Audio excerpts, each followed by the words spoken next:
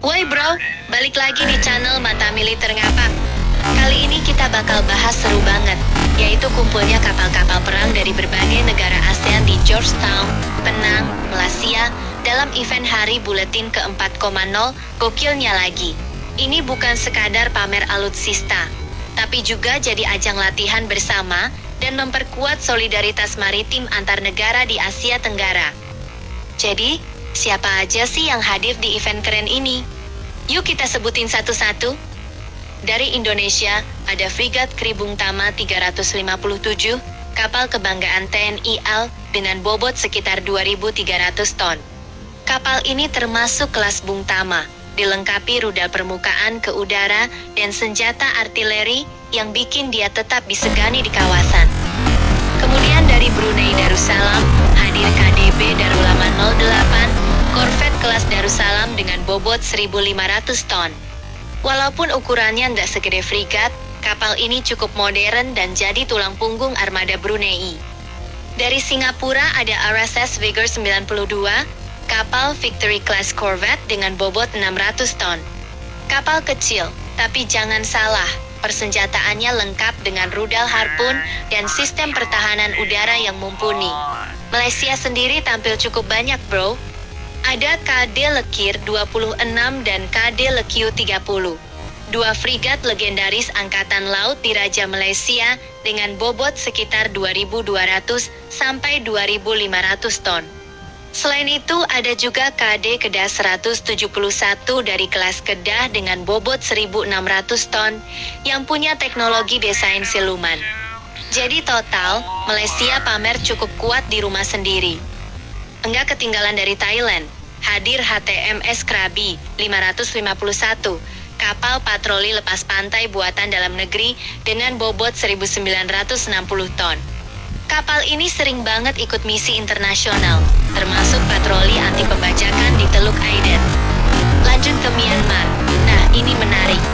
Mereka kirim kapal paling berat di event ini, yaitu frigat Aung San Suu Kyi F-14 dengan bobot 3.000 ton. Kapal ini modern banget untuk standar Myanmar, dan jelas menunjukkan Myanmar ingin unjuk gigi di kawasan. Dari Filipina, hadir BRP Antonio Luna FF151, frigat terbaru kelas Jose Rizal dengan bobot sekitar 2.600 ton. Kapal ini buatan Hyundai Heavy Industries Korea Selatan, modern, dan sudah dipersenjatai sistem rudal pertahanan udara serta anti kapal. Dan terakhir dari Vietnam, ada VPNS Quang Trung 016, frigat kelas Gepard 3,9 buatan Rusia dengan bobot 2.100 ton. Kapal ini salah satu tulang punggung Vietnam People's Navy, lengkap dengan rudal anti kapal supersonik KH-35 Uran E. Dari daftar tadi, kelihatan kalau kapal paling berat yang dikirim ke event ini adalah Aung San Suu Kyi dari Myanmar dengan bobot 3.000 ton. Artinya, Myanmar pengen nunjukin kapabilitas maritim mereka di hadapan negara-negara ASEAN. Indonesia sendiri kirim Kri Bung Tama yang meski nggak seberat kapal Myanmar, tapi punya rekam jejak panjang dan masih cukup modern.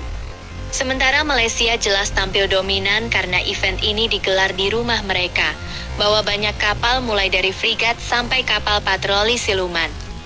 Kalau dilihat sekilas, setiap negara mencoba nunjukin kapal andalan mereka. Dari korvet kecil kayak RSS Vigor dari Singapura, sampai frigat modern kayak Antonio Luna dari Filipina.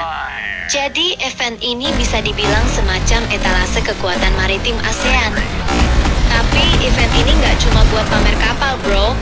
Salah satu poin pentingnya adalah latihan bersama. Lewat latihan ini, tiap angkatan laut ASEAN bisa saling belajar taktik, mengukur kekuatan, bahkan menemukan kelemahan dan cara menutupinya. Misalnya, kapal besar seperti Aung San Suu Kyi bisa berlatih koordinasi dengan kapal kecil seperti RSS Vigor. Begitu juga Indonesia bisa melihat keunggulan sistem modern dari Antonio Luna milik Filipina atau Gepard Class Vietnam. Dari situ bisa ketahuan gimana tiap negara bekerja sama. Dan tentu saja, memperkuat solidaritas maritim ASEAN di tengah kondisi geopolitik yang makin panas. Jadi itulah, bro, Kapal-kapal perang dari berbagai angkatan laut ASEAN yang berkumpul di Georgetown, Penang, Malaysia, dalam event Hari Buletin ke-4,0. Dari Kri Bung Tama, Tade Lekir, sampai Amsin Fusion, semua nunjukin kemampuan terbaiknya.